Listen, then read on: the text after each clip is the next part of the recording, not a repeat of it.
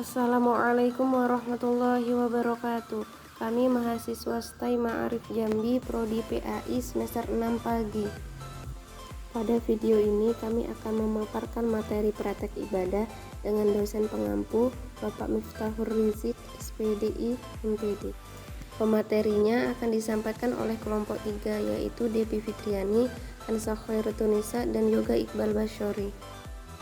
Materi pembahasan yang akan kami sampaikan yaitu pertama, waktu sholat fardu, kedua, waktu diharamkan sholat, ketiga, sholat jamak dan qashar, keempat, niat sholat jenazah, kelima, sholat tarawih dan witir, keenam, sholat hari raya. Materi pertama yaitu waktu sholat fardu. A. Waktu sholat zuhur dimulai dari tergelincirnya matahari dari tengah-tengah langit ke arah barat dan berakhir ketika bayangan suatu benda menyamai ukuran panjangnya dengan benda tersebut. B. Waktu sholat asar dimulai ketika bayangan dari suatu benda melebihi ukuran panjang dari benda tersebut dan berakhir ketika matahari terbenam. C. Waktu sholat maghrib berawal ketika matahari terbenam, maksudnya seluruh bulatan matahari, dan berakhir dengan hilangnya mega merah yang muncul setelah terbenamnya matahari. D. Waktu sholat isya diawali dengan hilangnya mega merah yang muncul setelah matahari terbenam dan berakhir dengan terbitnya fajar shodiq. Yang dimaksud fajar shodiq adalah sinar yang membentang dari arah timur membentuk garis horizontal dari selatan ke utara. E. Waktu sholat subuh dimulai dari terbitnya fajar shodiq sampai terbitnya matahari. Waktu yang diharamkan sholat yang pertama, setelah sholat subuh hingga terbitnya matahari. Yang kedua, ketika terbitnya matahari hingga keluar secara sempurna dan naik kira-kira setinggi 1 tombak sesuai dengan pandangan mata. Yang ketiga, ketika matahari tepat di tengah-tengah langit hingga bergeser dari tengah-tengah langit. Dikecualikan pada hari Jumat, maka tidak diharamkan melaksanakan sholat di hari Jumat tepat pada waktu istiwa. Keempat, waktu setelah melaksanakan sholat asar hingga terbenamnya matahari. Kelima, waktu ketika terbenamnya matahari, yaitu ketika mendekati terbenam hingga sempurna terbenam. Pengertian sholat jamak. Sholat jamak artinya mengumpulkan atau menggabungkan 2 sholat fardu yang dikerjakan pada satu waktu. Hukumnya adalah mubah, boleh bagi orang dalam keadaan tertentu. Sholat jamak ada 2 macam, yaitu jamak takdim dan jamak takhir.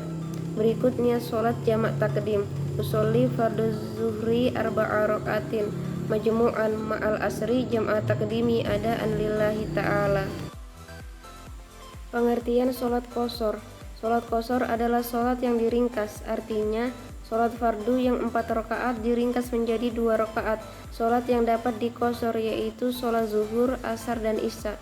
Niat qashar ialah usolli fardhu zuhri rakaataini qashron adaan lillahi ta'ala. Adapun niat sholat jenazah, jika dia jenazahnya laki-laki dengan lafaz Bismillahirrahmanirrahim, usolli ala hazal mayyiti arba'a takbiratin fardal kifayati ma'muman lillahi ta'ala. Namun jika jenazahnya adalah perempuan dengan lafaz Bismillahirrahmanirrahim, usolli ala hazhil mayyitati arba'a takbiratin fardal kifayati ma'muman lillahi ta'ala. Nah, jika jenazahnya adalah anak laki-laki, maka lafaznya adalah Bismillahirrahmanirrahim, usolli ala hazal mayyitit tafli arba'a takbiratin fardal kifayati ma'muman lillahi ta'ala. Jika jenazahnya adalah anak perempuan, maka lafaznya Bismillahirrahmanirrahim, usolli ala hazihil mayyitatit taflati arba'a takbiratin fardal kifayati ma'muman lillahi ta'ala. Nah, selanjutnya mengenai pengertian dari sholat tarawih. Kenapa sih ini disebut sebagai atau dikatakan sebagai sholat tarawih? Sholat ini dinamakan sebagai sholat tarawih karena artinya adalah istirahat. Orang yang melakukan sholat tarawih ini ya beristirahat setelah mereka melaksanakan sholat 4 rakaat, yaitu sholat isya. Dan sholat tarawih ini khasnya hanya dilakukan ketika bulan Ramadan saja, dan bulan-bulan yang lainnya itu tidak ada.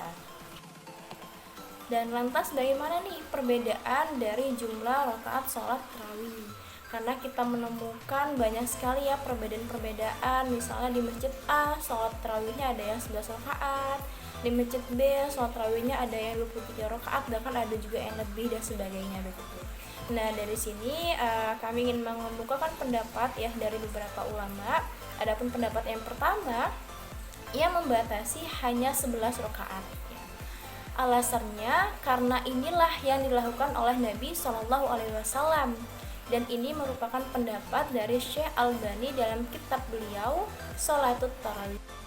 Pendapat yang kedua mengatakan bahwasanya sholat tarawih itu jumlahnya adalah 20 rakaat, belum termasuk witir. Ada yang 21 rakaat, ada yang 23 rakaat, itu sudah termasuk sholat witirnya. Nah, ini merupakan pendapat dari mayoritas ulama semacam Imam At-Tsauri, Imam Al-Mubarak, Imam Asy-Syafi'i, Imam Ashabur Ra'i, dan ini juga diriwayatkan dari Umar, Ali, dan juga para sahabat lainnya. Bahkan pendapat ini adalah kesepakatan atau ijma dari para sahabat. Dan sedangkan pendapat yang ketiga mengatakan bahwasanya sholat tarawih itu adalah 39 rakaat dan sudah termasuk witir.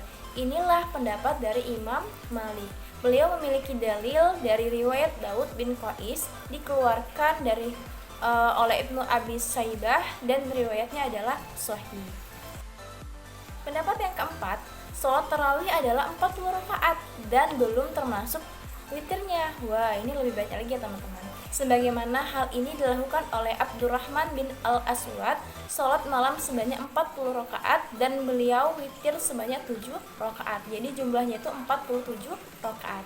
Bahkan Imam Ahmad bin Hambal melaksanakan sholat malam di bulan Ramadan dengan jumlah rakaat yang tidak terhitung, sebagaimana yang dikatakan oleh Abdullah anaknya. Maka teman-teman, adapun kesimpulan dari beberapa pendapat yang mengatakan mengenai jumlah rakaat sholat tarawih.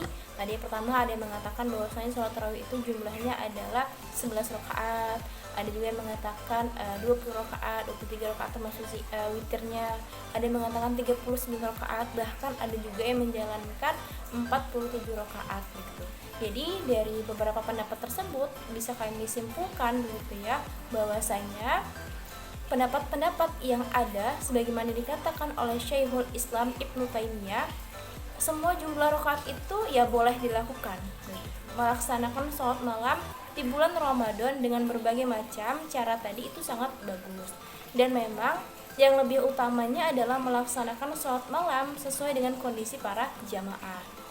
Misal, kalau misalnya nih jamaahnya memungkinkan gitu atau mereka tuh senang gitu kan untuk melaksanakan rakaat-rakaat yang panjang, maka lebih bagus melaksanakan sholat malam itu lebih dari 10 rakaat. Tetapi ketika imamnya itu melihat bahwasanya jamaah yang ada di situ tuh kayak ngerasa terbebani begitu, yang ngerasa tidak senang dengan banyaknya rakaat-rakaat sholat tarawih, maka ya boleh diberi sedikit gitu, lebih disingkatkan lagi waktunya, sebagaimana hal inilah yang dipraktikkan oleh Nabi Shallallahu Alaihi Wasallam.